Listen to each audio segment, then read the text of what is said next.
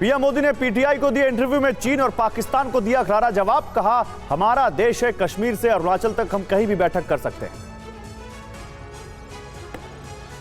PM Modi ने PTI के interview में कहा, 2047 तक भारत बनेगा विकसित देश। भ्रष्टाचार, जातिवाद और सांप्रदायिकवाद का हमारे राष्ट्रीय जीवन में कोई जगह नहीं। कांग्रेस अध्यक्ष मल्लिकार्जुन खड़गे के घर पर राहुल गांधी और केसी वेणुगोपाल ने की बैठक। संगठन में फेरबदल को लेकर चर्चा। 7 सितंबर को कांग्रेस भारत जोड़ो यात्रा की पहली वर्षगांठ मनाएगी। देश के सभी जिलों में आयोजित करेगी कार्यक्रम। राजस्थान के डूंगरपुर से अमित शाह ने शुरू की परिवर्तन यात्रा। बोले, गहलोत सरकार के जाने का समय आ गया है। 5 साल के कामों का मांगा ब्यौरा। राहुल गांधी का ट्वीट। बोले, 1 नेशन 1 इलेक्शन का आइडिया देश के संघीय ढांचे पर हमला। अनुराग ठाकुर ने टीवी 9 भारतवर्ष से कहा, 1 नेशन 1 इलेक्शन से टैक्स पेयर्स के पैसे बचेंगे। राहुल गांधी भारत की छवि बिगाड़ने की कोशिश करते हैं।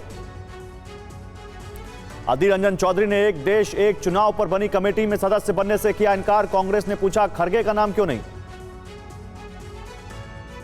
इंडिया गठबंधन के फ्लोर लीडर्स की 5 सितंबर को दिल्ली में बैठक। संसद के विशेष सत्र और अन्य मुद्दों पर भी होगी चर्चा।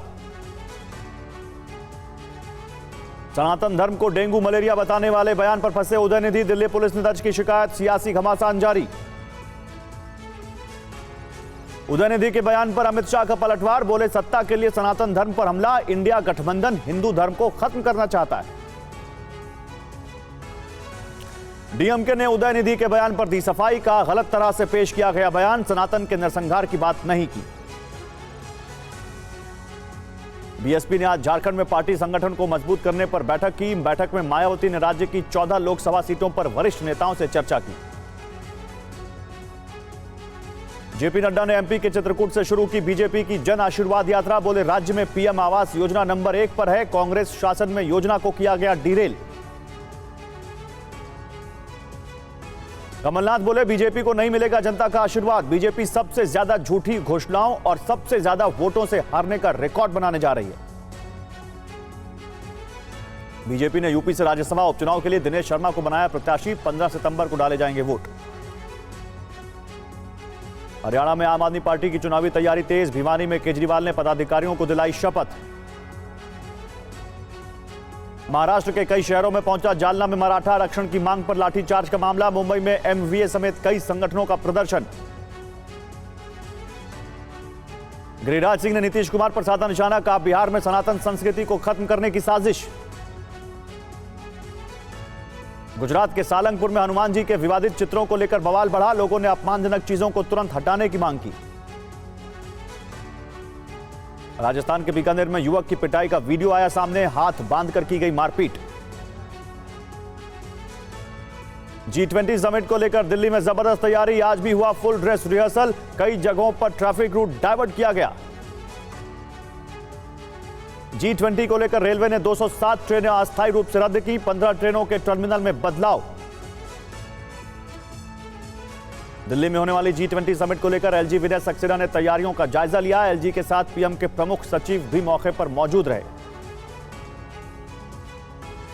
और G20 बैठक से पहले नूह में चौथी शेरपा बैठक। होटल आईटीसी में पहुंचे विदेशी मेहमान। विदेशी मेहमानों का भव्य स्वागत।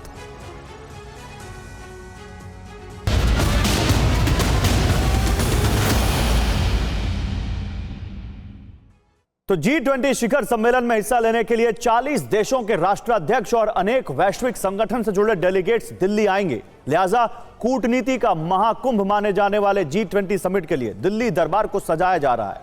युद्ध स्तर पर तैयारियां जारी हैं, लेकिन इसके साथ साथ दिल्ली के सुरक्षा कवच को भी मजबूत किया जा रहा है।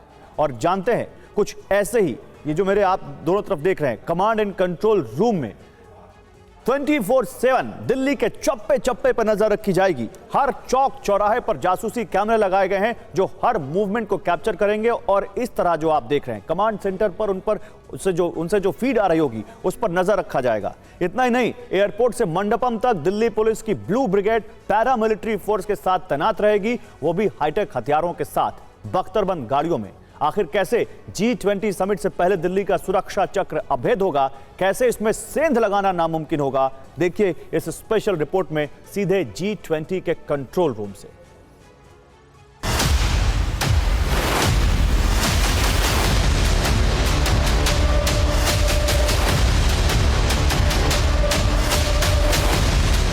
अनवांटेड मूवमेंट हो तो वो भी हम यहाँ से देख सकते हैं।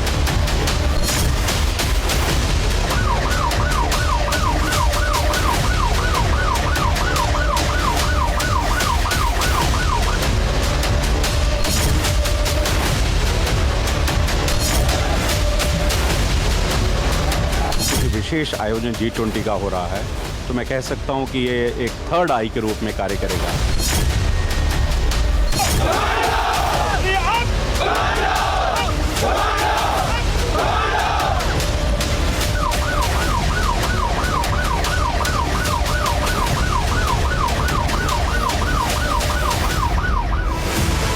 G20 शिखर सम्मेलन, जिसमें शामिल होने के लिए दुनिया के तमाम बड़े लीडर्स देश की राजधानी दिल्ली में दस्तक देने वाले हैं।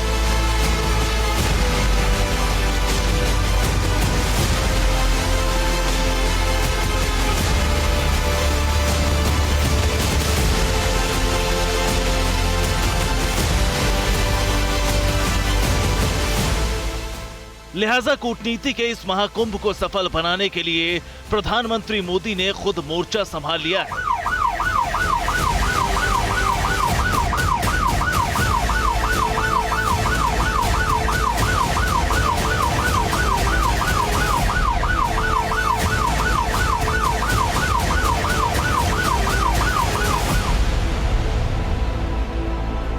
दिल्ली को सजाया संवारा जा रहा है।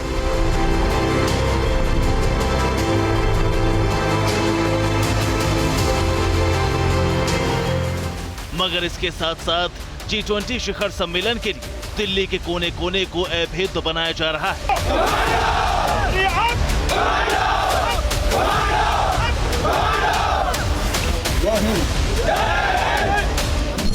एयरपोर्ट से मंडपम तक सुरक्षा कवच को मजबूत किया जा रहा है।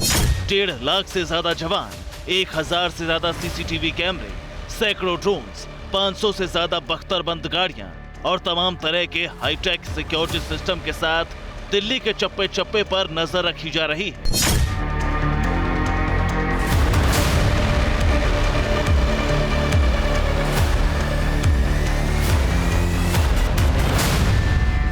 किसी भी तरह की चूक ना हो, G20 शिखर सम्मेलन में कोई बाधा ना आए, इसके लिए युद्ध स्तर पर ड्रिल की जा रही है। दिल्ली पुलिस से लेकर सुरक्षा एजेंसियों के तमाम जवानों की फुल ड्रेस रिहर्सल की जा रही है।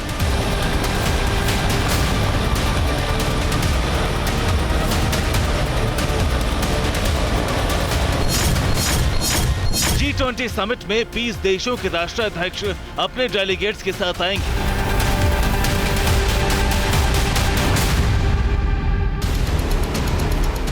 ऐसे में राजधानी दिल्ली में खास तौर पर कमांड एंड कंट्रोल सेंटर बनाया गया है, जिसमें आधुनिक तरीके से दिल्ली की सुरक्षा से जुड़े बंदोबस्त किए गए।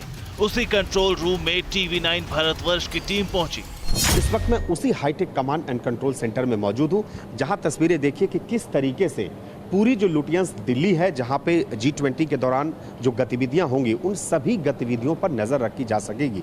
इतने हाईटेक कैमरे हैं कि छोटी से छोटी और बड़ी से बड़ी सभी गतिविधियां तीसरी आंख में कैद हो सकेंगी। और आप देखिए कि ये सामने LED स्क्रीन है और कितना बड़ा कमांड एंड कंट्रोल सेंटर बनाया गया है। और वाकई यहाँ देख के ऐसा लगता है कि कोई भी अगर गतिविधि यहाँ पे होती है तो वो गतिविधि शायद ही तीसरी आंख से बच सके। आपको बता दें कि इस कमांड एंड कंट्रोल सेंटर के जरिए पूरे लुटियंस दिल्ली पर थर्ड आई मतलब सीसीटीवी कैमरों का पहरा होगा। हाईटेक तकनीक से लैस वॉर रूम में करीब 450 कैमरों के जरिए पूरे नई दिल्ली इलाके में हर मूवमेंट पर नजर रखी जाएगी। कमांड एंड कंट्रोल सेंटर हमारा पहले से बना हुआ है, लेकिन अब चूंकि विशेष आयोजन G20 का हो रहा है तो मैं कह सकता हूं कि ये एक थर्ड आई के रूप में कार्य करेगा और कोई भी ऐसा नहीं है जो इस थर्ड आई से बच पाएगा।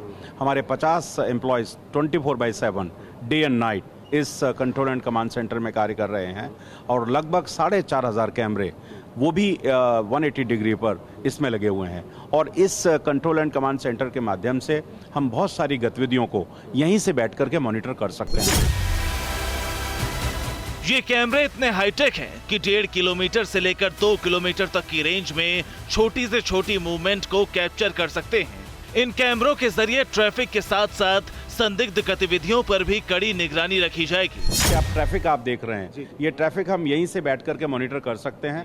अगर कोई गाड़ी खराब हो जाए, अगर कोई व्हीकल आ जाए, कोई अनवांटेड मूवमेंट हो, तो वो भी हम यहाँ से देख सकते हैं। और इसी में YMCA वाला देख रहे हैं इवन अगर इसमें कोई गलत गाड़ी नंबर की है, जिसने कोई वारदात की है, तो आप इसका मैं पूरा नंबर भी यहीं से ट्रैक कर सकता हूं और उसको हम दिल्ली पुलिस को दे सकते हैं। ये देखिए गाड़ी है और इसका नंबर आपको दिखाई दे रहा है, ये पुलिस की गाड़ी है, तो हम यहीं से इसको ट्रैक करके लोगों को। सर ये जो कैमरे लगाए गए 450 के करीब जो आपने बताए, कितने रेंज तक, कितनी दूरी तक सर वो कैमरे? कुछ कैमरे यहाँ पर 2-2.5 किलोमीटर पर लगे हुए हैं। 2-2.5 किलोमीटर? हाँ, तो वहां से हम यहाँ से सारा कंट्रोल कर रहे हैं। और इसीलिए इसमें जितना हमारा पार्किंग मैनेजमेंट है कि पार्किंग लॉट में कितनी गाड़ियां खड़ी हुई हैं, कितनी गाड़ियों की आवश्यकता है, कोई गलत गाड़ी तो नहीं है, वो हम यहाँ से पूरा देख सकते हैं।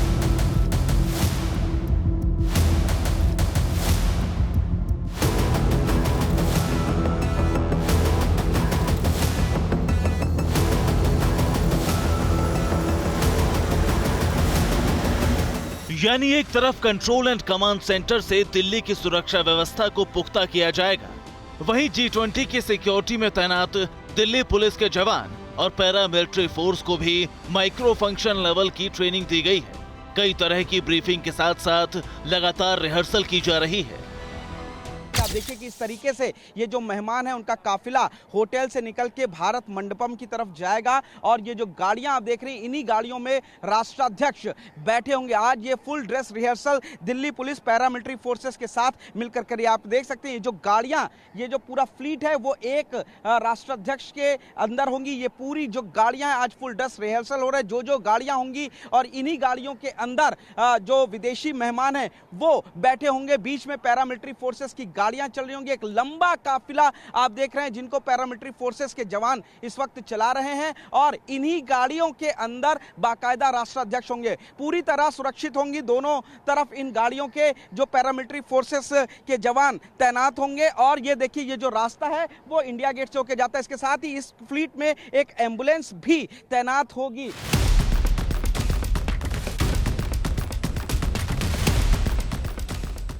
G20 सम्मेलन के दौरान किसी भी तरह के खतरे या ड्रोन अटैक को नेस्तनाबूद करने के लिए energy, air force, air traffic control, Delhi police और अन्य सुरक्षा एजेंसियां एक साथ मिलकर काम कर रही हैं। वहीं इस आयोजन से जुड़ी खास बात यह है कि एयरपोर्ट से मंडपम तक स्पेशल ब्लू आर्मी मोर्चा संभालेगी।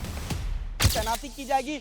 1500 से ज्यादा दिल्ली पुलिस के जवानों को भारत मंडपम पर तैनात किया जाएगा और लगभग 50,000 के आसपास के जो जवान हैं वो दिल्ली पुलिस के इस पूरे G20 के शिखर सम्मेलन की सुरक्षा का जिम्मा संभालेंगे। आप देखेंगे जो पूरा रास्ता है जहां पर जाते हैं उसके दोनों तरफ दिल्ली पुलिस और पैरा मिलिट्री फोर्सेस के जवान इस तरीके से बाकायदा AK-47 और इंसास जैसी राइफल्स के साथ अत्याधुनिक हथियारों से लैस होंगे और वो सिक्योरिटी का जिम्मा संभालेंगे। साथ ही जो बड़े हाई राइज बिल्डिंग है वहां पर स्नाइपर्स को तैनात किया जाएगा और दिल्ली पुलिस इस बार एक नई वर्दी में नजर आएगी। ये वर्दी खाकी नहीं होगी। दोनों तरफ जो सड़क है उसके तरफ पैरामिलिट्री फोर्सेस के जवानों को तैनात किया जाएगा। सबसे बड़ी बात यह है कि इस पूरे रूट पर परिंदा भी पर नहीं मार सकता।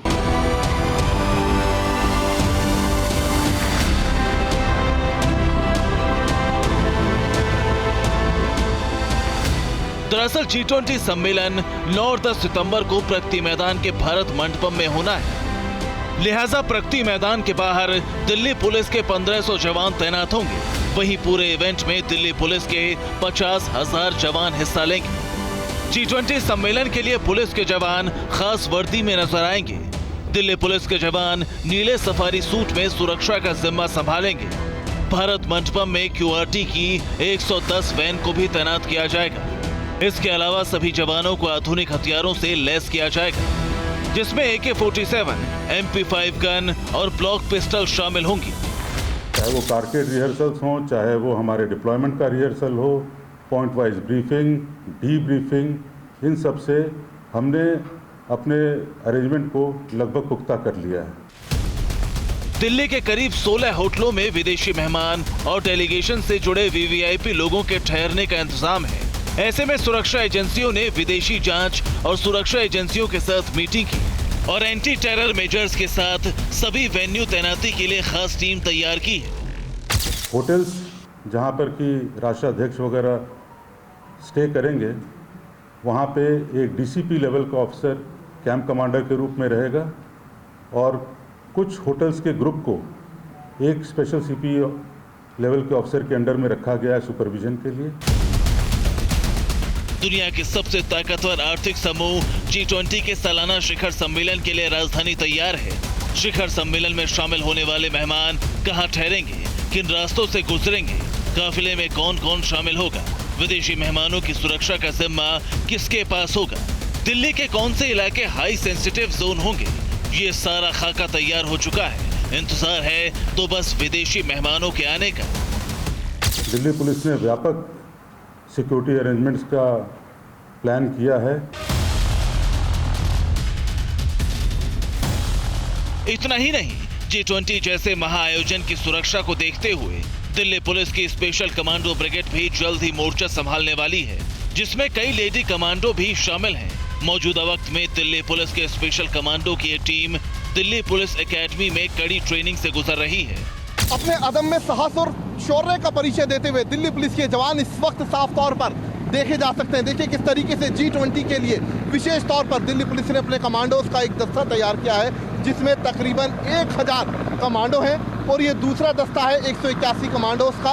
और देखिए किस तरीके से इन्हें बीएसएफ के चॉपर से स्लाइडिंग करते हुए साफ तौर पर देखा जा सकता है कि अगर कोई भी आपातकालीन स्थिति पैदा होती है, हॉस्टेज जैसी स्थिति पैदा होती है, तो उसमें कैसे दिल्ली पुलिस के जवानों को चॉपर से रस्सी के सहारे किसी भी इमारत के ऊपर उतारा जाएगा, ताकि उस स्थिति से निपटने के लिए इनका इस्तेमाल किया जा सके। तकरीबन 3 महीने की कड़ी ट्रेनिंग दिल्ली पुलिस ने अपने कमांडोज को दी है और अब ये दूसरा दस्ता है जो कि 3 महीने की तमाम अत्याधुनिक हथियारों और इसके अलावा इस तरीके की जो कड़ी ट्रेनिंग होती है वो लेने के बाद अब G20 में अपना फर्ज निभाने के लिए पूरे तरीके से ये जो दस्ता है कमांडोज का वो यहाँ पर तैयार देखा जा सकता है। G20 शिखर सम्मेलन के लिए दिल्ली पुलिस के कमांडो बीते 3 महीनों से ट्रेनिंग ले रहे हैं। बीएसएफ के हेलीकॉप्टर MI-15 से स्लीथेरिंग यानी एयर ड्रॉप ड्रिल को अंजाम दे रहे हैं। आपको बता दें कि कमांडो दस्ते को एयर ड्रॉप की ट्रेनिंग 3 चरणों में दी गई है। पहली 5 मीटर, दूसरी 12 मीटर और आखिर में 20 से 25 मीटर। और जानते हैं इस ट्रेनिंग की वजह क्या है? मुश्किल हालात या होस्टेज के दौरान स्पेशल ऑपरेशन को अंजाम देना।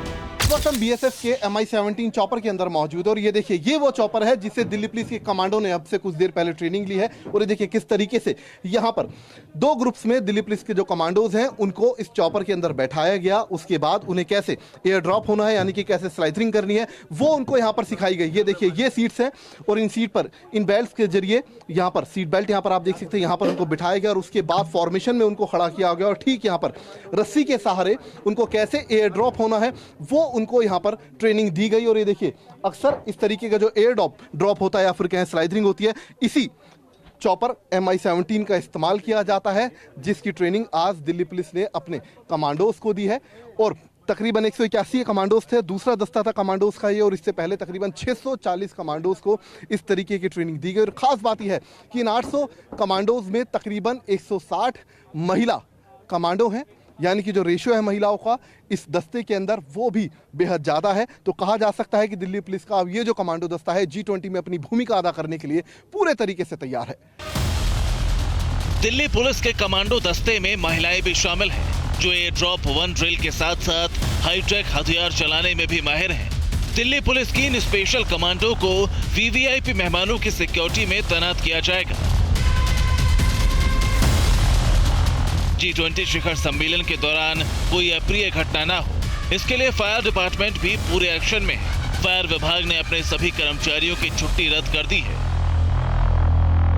G20 को लेकर के फायर की टीम पर भी एक बड़ी जिम्मेदारी और इसीलिए अपने 500 फायर टेंडर्स, फायर ऑफिसर्स और करीब 35 गाड़ियों के साथ फायर की टीम मुस्तैद हो चुकी है, लगातार ट्रेनिंग कर रही है, मॉक ड्रिल कर रही है और इसके अलावा अपने जो फायर टेंडर्स हैं उनको भी ट्रेंड किया जा रहा है। गाड़ियों को चमकाया गया है, अधिकारियों की छुट्टियां रद्द की गई है और हर रोज मॉक ड्रिल करने के बाद जहां जहां ये 35 फायर टेंडर्स तैनात किए जाएंगे वहां होटल्स के स्टाफ को भी पूरी तरीके से ब्रीफ किया जा रहा है। और सबसे बड़ी खासियत यह है कि जो इक्विपमेंट्स ये फायर की टीम इस्तेमाल करेगी वो बेहद खास होंगे, जिनमें रोबोट होगा जो कि आग बुझाने के लिए काम आता है। इसके अलावा स्नैक आर्म एक बड़ी मशीन है, इसके अलावा स्नॉर्कल है। ऐसी मशीनों का इस्तेमाल आग बुझाने के लिए किया जाएगा अगर कहीं कोई अप्रिय घटना होती है तो।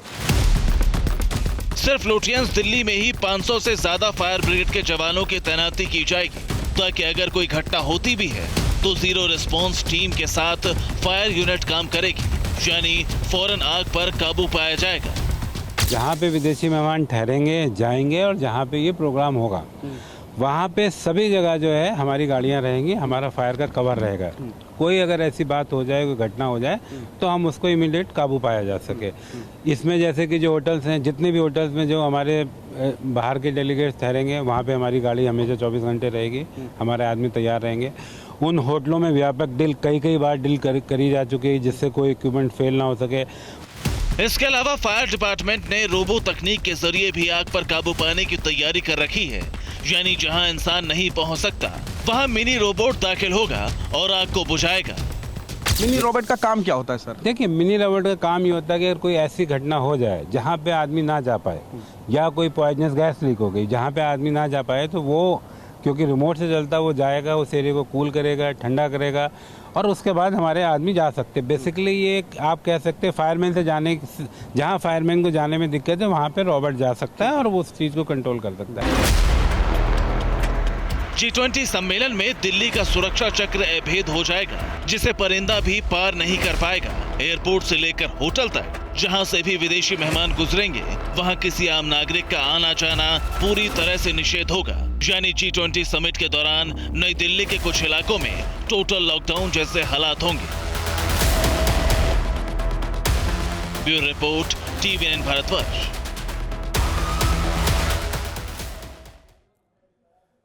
तो G20 शिखर सम्मेलन के लिए दिल्ली की सुरक्षा के कड़े बंदोबस्त तो किए ही गए हैं और इसके अलावा राजधानी दिल्ली को भारतीय संस्कृति के रंगों और सुंदर कलाकृतियों से भी बहुत खूब तरीके से सजाया गया है। बैठक में शामिल होने के लिए आने वाले मेहमानों की सिक्योरिटी के साथ साथ खाने पीने और घूमने के भी पुख्ता इंतजाम किए गए हैं। और जानते हैं, प्रधानमंत्री के G20 विजन को साकार करने के जिम्मे को संभालने वाले principal secretary PK Mishra Delhi के LG VK सक्सेना के साथ तैयारियों का खुद जायजा ले रहे हैं। आखिर कैसा है दिल्ली का अद्भुत नजारा, इस रिपोर्ट में देखिए अब।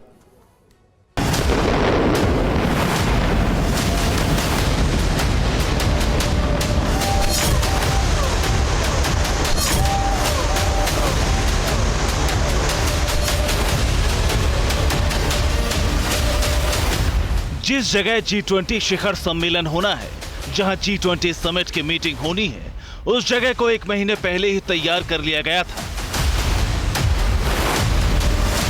और वो है प्रगति मैदान के IECC कन्वेंशन सेंटर में बना भारत मंडपम।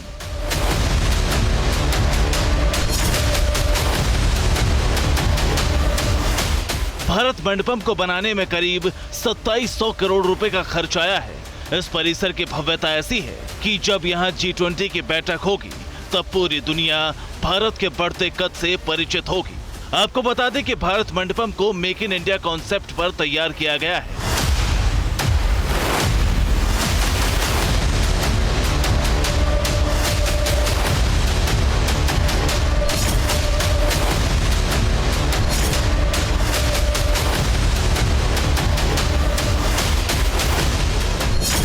मगर इसके साथ साथ राजधानी दिल्ली भी चमक दमक रही है। जैसे जैसे G20 सम्मेलन का दिन करीब आता जा रहा है, वैसे वैसे राजधानी G20 के रंग में रंगती हुई दिख रही है। होर्डिंग बैनर्स, कटआउट की दीवारों पर G20 के थीम पर पेंटिंग्स की गई है। ये तस्वीर दिल्ली के विकास मार्ग की है, जहां एक स्ट्रेच पर G20 के लोगो पेंट किए गए हैं। इसके अलावा लक्ष्मीनगर मेट्रो स्टेशन को भी G20 की थीम पर पहले ही पेंट किया गया है। सुप्रीम कोर्ट मेट्रो स्टेशन पर भी विशेष सजावट और पेंटिंग की गई। पूरे मेट्रो स्टेशन को सजाया गया है G20 के लिए विशेष रूप से। सबसे पहले हम आपको तस्वीर दिखाते हैं। सामने दीवार पर आप देख सकते हैं कि जितने भी सम्मेलन में भाग लेने वाले देश हैं, सबके मानचित्र आपको दिखाई देंगे और उस मैप के साथ साथ सभी देश के नाम भी यहाँ पर मेंशन किए गए हैं। G20 समिट में शामिल होने के लिए राजधानी दिल्ली में आने वाले विदेशी मेहमान एयरपोर्ट पर पहुंचेंगे। ऐसे में विदेशी मेहमानों के लिए देश की संस्कृति को दर्शाती कलाकृति बनाई गई, वो भी वेस्ट टू आर्ट तकनीक का इस्तेमाल कर। G20 समिट में जब शामिल होने के लिए विदेशी मेहमान देश की राजधानी दिल्ली में आएंगे तो उनका स्वागत जो है वो वेस्ट टू आर्ट है, जो टेक्नोलॉजी है जो इसका इस्तेमाल MCD कर रही है उससे होगा। पहले अगर आप देखेंगे तो आपको ये ढोलक नज़र आएगी, उसके बाद में यहाँ पर एक शख्स आपको नज़र आ रहा है, कलाकार नज़र आ रहा है जिसके हाथ में फ्लूट है। उससे थोड़ा और अगर आप बढ़ेंगे आगे तो हारमोनियम यहाँ पर बजाती हुई कलाकृति लगाई गई है। उसके बगल में देखेंगे तो एक महिला यहाँ पर गायन कर रही हैं। उसके बगल में देखेंगे तो यहाँ पर एक कलाकार सितार बजा रहे हैं। थोड़ा और दूसरी तरफ चलेंगे तो यहाँ पर तबला बजाते हुए आपको नजर आएंगे, उसके आगे ढोलक। दिल्ली एयरपोर्ट के टर्मिनल 3 के एंट्री गेट पॉइंट को शानदार तरीके से सजाया गया है। एयरपोर्ट से लेकर वेन्यू तक के रास्ते पर पेंटिंग की गई है। फव्वारे, मूर्तियों और सजावटी फूल से एयरपोर्ट को संवारा गया है।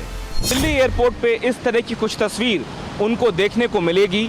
दिल्ली एयरपोर्ट टर्मिनल 3 पे डायल ने और जो दूसरी एजेंसीज हैं उन लोगों ने मिलके इस तरह के आर्टिफिशियल वाटरफॉल या इसे फवारा कहें, इसे क्रिएट किया है। भारत के तमाम प्रांतों का, तमाम राज्यों का जो कल्चर है उसको यहाँ दीवारों पे प्रदर्शित किया गया है ताकि इस रास्ते से एयरपोर्ट से निकलते हुए शहर की तरफ जब मेहमान आगे बढ़ेंगे तो वो इसकी झलक पा पाएंगे।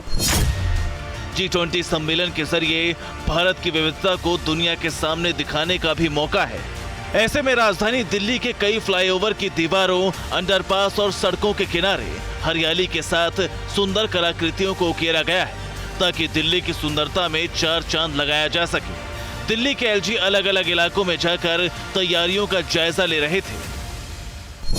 दिल्ली में एक बहुत बड़ा इवेंट हो रहा है। दिल्ली उस इवेंट की मेज़बानी कर रहा है जहां 20 देशों के टॉप लीडर्स, राष्ट्राध्यक्ष एक साथ आ रहे हैं। बिल्कुल, इसके पहले ऐसी कोई घटना दिल्ली में नहीं हुई है। बात भारत की सियासत की कर लेते हैं। लालू राहुल का गरम मसाला, 2024 के तड़के वाला डिनर। जी हां, 2024 के लोकसभा चुनाव के लिए सियासी दांवपेच का खेल शुरू हो गया है। इस बीच लालू यादव के घर राहुल गांधी पहुंचे और फिर कुछ इस तरह से सियासी हांडी चढ़ाई गई जिसमें लालू यादव ने अपने अंदाज से बयानों का गरम मसाला डाला, जिसके बाद तैयार हुआ चंपारण मटन। दरअसल स्पेशल डिनर के जरिए एक सियासी संदेश भी दिया गया जिसमें लालू ने बता दिया कि इंडिया गठबंधन के ताज के हकदार राहुल गांधी हैं। यानी उन तमाम अटकलों पर विराम लगा दिया जिसमें इंडिया गठबंधन की तरफ अलग अलग नेतृत्व की दावेदारी सामने आ रही थी। बेसिक चीजें मैं बना लेता हूँ बट एक्सपर्ट नहीं। कितना डालना है लालू जी? 2 चम्मच। तो पहली बार आपने कब पकाना सीखा? छोटे थे? हाँ, छोटे थे। पहले कहा दुल्हा बनिए, हम सब बाराती बन साथ चलेंगे। शादी करिए और हम लोग बाराती चलें और शादी करिए, बात मानिए। फिर कहा मजबूती से राहुल के साथ खड़े। इसलिए हम लोग का फर्ज है कि देश की एकता को, अखंडता को, संविधान को, लोकतंत्र को मजबूत करने के लिए हम लोग को इकट्ठा होना है। चुनाव में 1 to 1 हम लोग को जाना है। और अब डिनर डिप्लोमेसी के जरिए लालू ने एक और संदेश इंडिया वालों को दे दिया। राहुल के पक्ष में लालू लगातार बैटिंग कर रहे हैं और इशारा दे रहे हैं कि इंडिया गठबंधन का नेतृत्व राहुल गांधी ही करेंगे। राजनीतिक मसाला होता है कि संघर्ष करिए, कहीं अन्याय देख रहे हैं तो उसके खिलाफ लड़ाई लड़िए। ये लालू का ही अंदाज है। वो सियासत में इतनी बारीकी से खेल जाते हैं कि विरोधी भांप नहीं पाते कि आखिर क्या पक रहा है। इसमें और राजनीति में क्या फर्क है? उसमें भी आप सब मिक्स कर देते हो, इसमें भी मिक्स कर। लेकिन जब लालू की सीक्रेट रेसिपी से तैयार स्पेशल डिनर सामने आता है, सब लोग उनके मुरीद हो जाते हैं। पटना हम आए थे, हमारे भाई लोग आए थे काम करने, तो बुलाए थे, तो उन लोग का खाना वाना पकाना, जलावन चुनना, बर्तन धोना, मसाला पीसना, सब वहीं पर हम सीखे थे। जैसे राहुल गांधी हो गए। जब राहुल गांधी मेजबान लालू यादव के घर पहुंचे तो वहां सियासत की हांडी खूब चढ़ी, जिसमें बयानों का गरम मसाला डाला गया।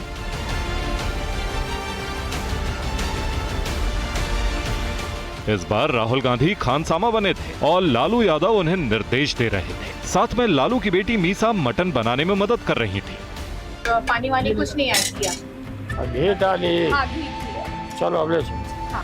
बीच बीच में राहुल गांधी को अच्छा मटन बनाने की कला बता रहे थे, जैसे वो सियासत में चुटकीले अंदाज में अपनी बात कह जाते हैं। राजनीतिक मसाला होता है कि संघर्ष करिए, कहीं अन्याय देख रहे हैं तो उसके खिलाफ लड़ाई लड़िए।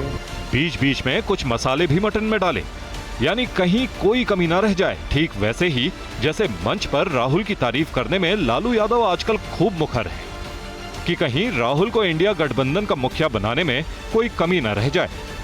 मेरी राय ये है कि आपके माता पिता दादा दादी ने जो देश को नया राह दिया था, नया राह सिखाया था, अच्छे पद पर रखा था, उसे भूलना नहीं है।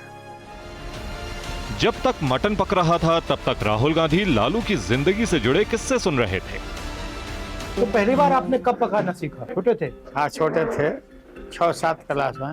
पटना हम आए थे, हमारे भाई लोग आए थे काम करने, तो बुलाए थे, तो उन लोग का खाना वाना पकाना, जलावन चुनना, बर्तन धोना, मसाला पीसना, सब वहीं पर हम सीखे थे। मन से पूछेंगे कि आज क्या खाने का मन करता है, डिमांड के अनुसार सामान मंगा के पकवाते हैं। बीच में लालू की बेटी मीसा ने बताया कि लालू जी खाने का फैसला भी लास्ट मिनट में लेते हैं, यानी ये लालू यादव का अंदाज है, लास्ट मिनट डिसीजन लेकर सियासी बाजी पलट देना। तो जैसे शाम का खाना होगा कब डिसाइड कर देते हैं? सुबह करते हैं या 7 बजे? बस वही जो इच्छा होती है, और जो घर में होता है वो उनको नहीं खाना होता है। नहीं, वो बिल्कुल नहीं। Last minute. राहुल गांधी ने लालू यादव से उनकी पसंद का फूड पूछा तो उन्होंने थाई फूड का नाम लिया। और बाहर देश का भी खाना आपको अच्छा लगता है?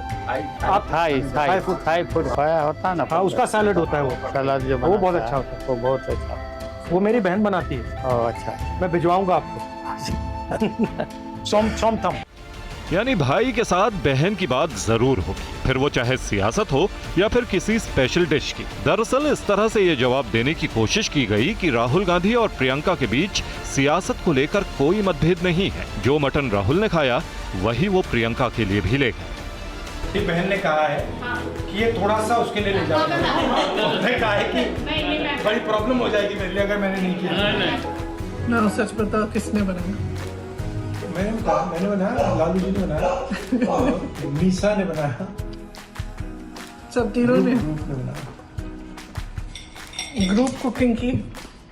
बहुत अच्छा।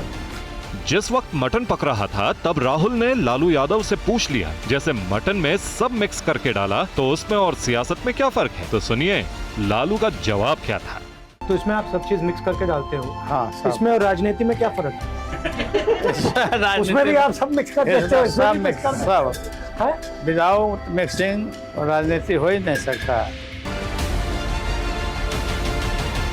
लेकिन लालू के जवाब में ही इंडिया गठबंधन की हकीकत छिपी, यानी सभी को मिक्स करके नया सियासी मॉडल देने की कोशिश की जा रही है, जिसमें देश के कोने कोने से अलग अलग विचारधारा को एक ही मंच पर लाया गया है। लालू जी कहते हैं विदाउट मिक्सिंग सियासत नहीं हो सकती, तभी तो विरोधी रहे नीतीश कुमार भी मंच पर साथ थे और एक वक्त में एनडीए के साथ रहे कई दल भी इंडिया गठबंधन का हिस्सा बन चुके हैं। No, I always find Lalu ji to be very incisive. जो इनका राजनीतिक ज्ञान है उसका मैं बहुत आदर करता हूँ। राजनीतिक मसाला क्या होता है? राजनीतिक मसाला होता है कि संघर्ष करिए, कहीं अन्याय देख रहे हैं तो उसके खिलाफ लड़ाई लड़िए। लालू यादव सियासत का वो सितारा हैं जिनकी बात टालने की हिम्मत इंडिया गठबंधन के किसी नेता के पास नहीं। इसीलिए राहुल गांधी ने भी लालू यादव से कुकिंग के बहाने सियासी ज्ञान लेने की इच्छा जता दी। जो इनका राजनीतिक ज्ञान है उसका मैं बहुत आदर करता हूँ। मटन तैयार होकर तश्तरियों में जा पहुंचा था, ठीक वैसे ही जैसे इंडिया गठबंधन में नेता इकट्ठे होकर 2024 की तैयारी में जुटने को तैयार है।